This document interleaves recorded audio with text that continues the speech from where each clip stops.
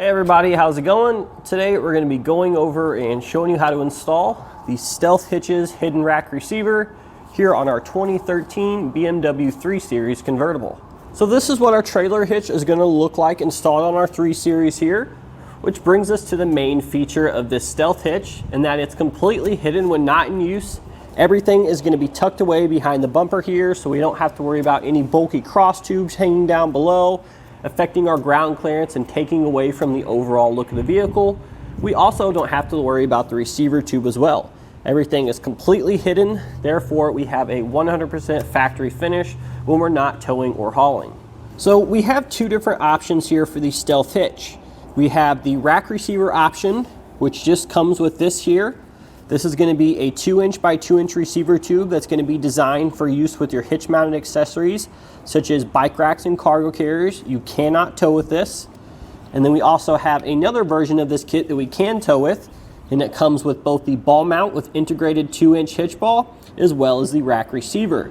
So the best option for you is really going to come down to what we're going to be using it for. If we're just using our trailer hitch for a bike rack or cargo carrier, then we could save some money and just simply purchase the rack receiver version.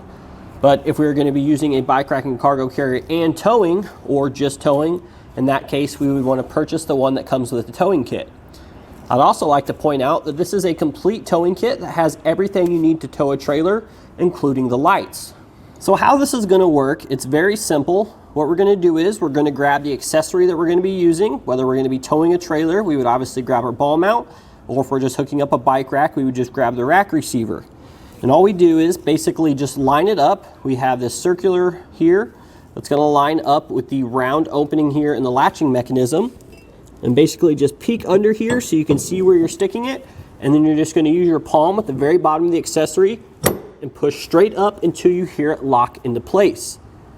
Then we need to come onto the other side of the receiver tube and close the lock. So here's the lock core on the latching mechanism over here on the driver's side. Once we have our accessory in place, we're simply going to press that to lock it, and then you're going to take the included dust cap here and you're just going to place that over the lock core so we don't have to worry about any water or dirt debris getting in there. But that's it. We're ready to hook up either our trailer if we're towing, or our bike rack or cargo carrier if we're just using the rack receiver. It's that simple. So now let's say we're done towing our trailer, or we're done using our bike rack or cargo carrier. All we need to do is remove the cover there from the lock core. We're going to take one of the keys that comes in your kit here. You do have to insert it a certain way. There's going to be a knob that sticks at the top, so you can insert it into that, and then you're going to turn it until that lock core pops out, and then we'll come on the other side and show you the latching mechanism that we need to engage, so this will drop out. So here's that latching mechanism. It's very simple to use. We're going to take one hand and brace it on the bottom of our accessory here, and then we're just going to simply rotate this, and it should come right out, just that easy. And then what we're going to do is, once we've removed that, we have a rubber plug in your kit here that you're going to install into the bottom of the latching mechanism, just again to prevent any water or dirt from getting in there and possibly binding up the latching mechanism. So it's definitely a must to reinstall that rubber plug there.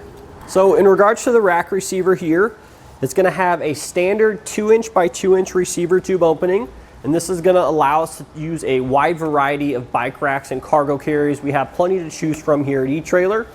You'll also want to keep in mind that it has a 350-pound capacity while you're using this.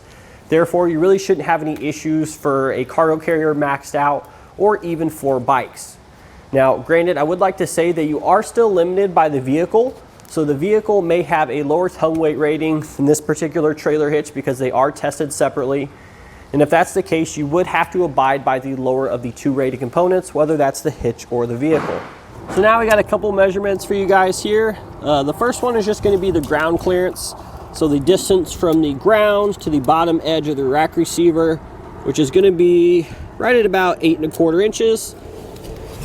And in regards to the hitch pin hole, this is going to be actually past the bumper by about a ½ inch or so, so you won't have any issues at all with your folding accessories coming into contact with the vehicle. So in regards to installation, this one really isn't too bad. They've actually innovated these kits over the time that I've been installing them. The wiring is much more simpler now. I definitely like the changes they've made to that. There's usually not a ton of modifications on this particular vehicle here. The only modification we do have to make is we have to trim a panel that's underneath. That's a very small panel that you could actually replace. I would assume that doesn't really cost that much. It's a very small panel. It's only held on with a couple fasteners. So we do have to trim that, but it's really inconspicuous, if you will. It's mounted on the underside of the vehicle, so you really can't see it. And again, if this was a leased vehicle, you could easily replace that from the dealer for a nominal fee. So the first step of your installation, if we come inside the hatch of the vehicle here, directly behind the taillights, we have these little cover panels we have to remove. Now in order to remove those, you're going to have one little fastener here, looks like this. We need to take that out, and then we're just going to pry the rest of the panel out. And once we get that out, we should see the 3 nuts here that hold our taillight to the body of the vehicle. So we need to remove each of those 3 using a 8mm socket.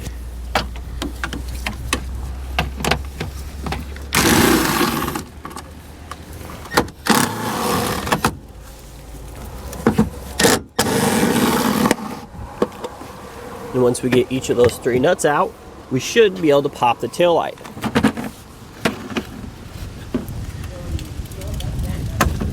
We do have one connector there attaching the taillight wiring there, so you want to go ahead and remove that.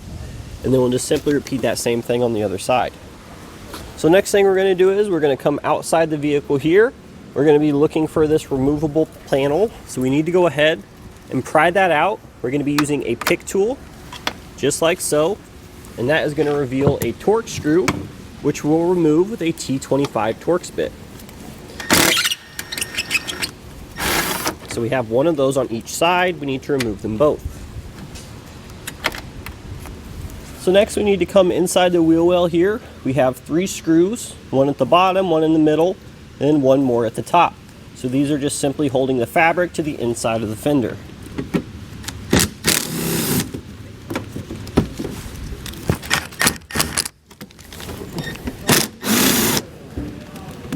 So once we get those 3 screws out, we're going to have a different type of screw, which is going to be a Torx fastener that's going to go up just like so, sort of just directly behind this area here.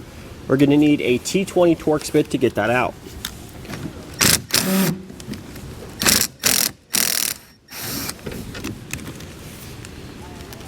Now once we get those fasteners out, we'll just simply repeat that same process on the other side. So next thing we need to do is come underneath the vehicle here. We need to take an 8mm socket, and we need to remove each of these screws here on the outside. There should be 10 of them. They go all along the outside on both sides. There's also one at the back here. So again, we're going to use an 8mm socket and remove all those screws.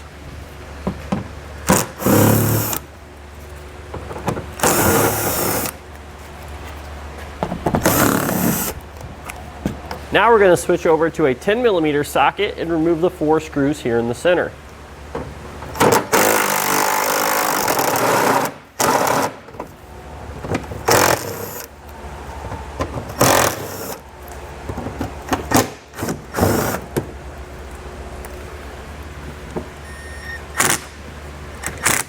So now we're ready to remove the fascia from the vehicle. So we're going to come to either side here. We're going to grab onto the outside edge, just inside the fender liner there, and we're just going to begin pulling out. So you'll have to go ahead and release some of these clips by using a pry tool and just sort of pressing down and then working your way from one side to the other.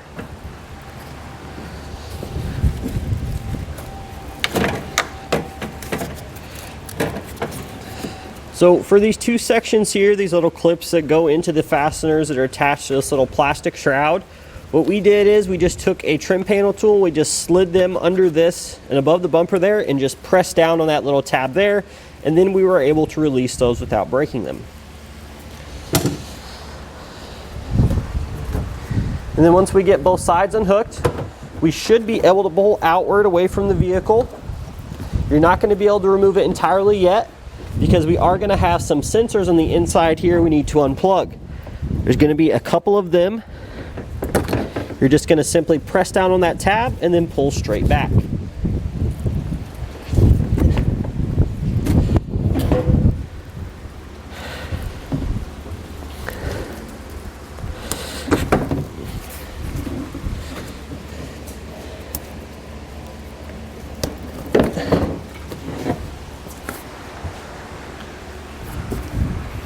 So next we need to remove the bumper beam. So we're going to take an 18mm deep well socket, and on each side we have 3 nuts securing it to the vehicle. There's 2 at the top and 1 at the bottom.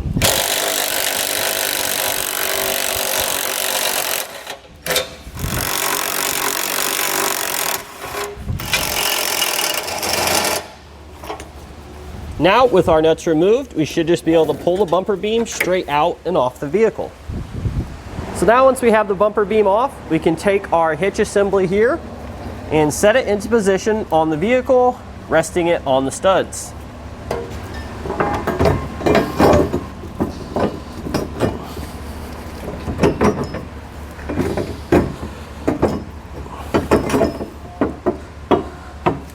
Now we'll take our factory nuts that we removed earlier and simply use these to secure the hitch to the vehicle.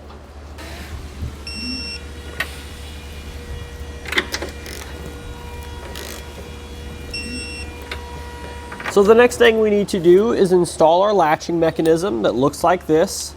So when we're installing this, it's going to install between the brackets here on the hitch. We want to make sure that the locking mechanism is going to be on the driver's side, whereas the latch knob here is going to be on the passenger side. Now the installation of this is going to vary slightly depending on which kit you have. If you have the rack receiver kit, then you're just going to simply be installing these using the 2 bolts that already come in there. But if you're using the towing kit, then you need to install these safety chain loops, which actually go on the outside of these flanges here, and they also have longer bolts. So we just need to pay attention to that. For this particular customer here, we're going to be installing the towing kit as well. So we are going to be installing those additional brackets there and the longer bolts. But if you were just installing the rack receiver at home, the process would be very similar, even a lot easier. Just simply pop that into place, insert the 2 bolts, and then tighten it down, but we will show you that as well with our towing kit. So now we're ready to install the latching mechanism here. So we're going to take the assembly, we're just going to hold it up into place like so.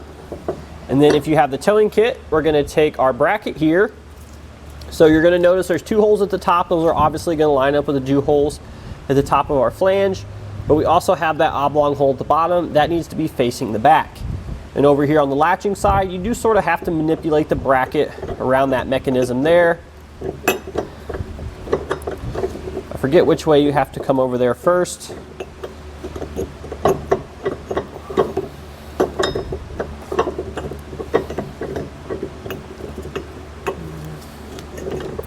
There we go. And now once we have that on there, we're going to again hold it in place as best as we can.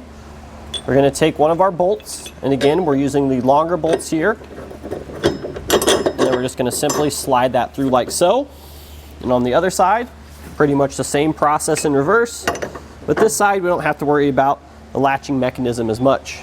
So we got one bolt in, we'll just push everything forward to line up the next one, and we should be able to insert that one fairly easy as well.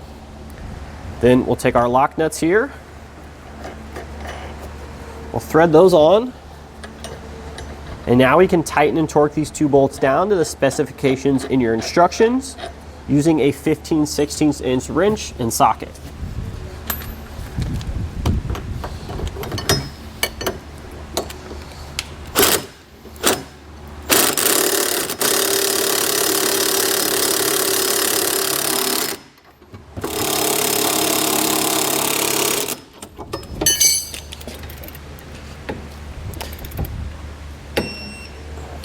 So now the next part here is again going to come down to what kit you have. If you have the rack receiver kit, then we're simply going to throw our bumper and our taillights back on in the reverse order that we removed them. If you have the towing kit, we're going to start on our wiring. So we've got everything installed, but this panel here, this is the last panel. This is the one we actually need to trim though to allow clearance here of our latching mechanism. So we do have a diagram in the instructions, but really the best way to get sort of a guide to what we're going to be trimming is just to simply hold it into position that it's going to be located, and then just sort of make a couple marks there where you think you need to take out in order to manipulate the latching mechanism. So we've got a couple marks made here. We're going to go ahead and trim that up, then we'll retest fit the panel, and if it works, we can secure it.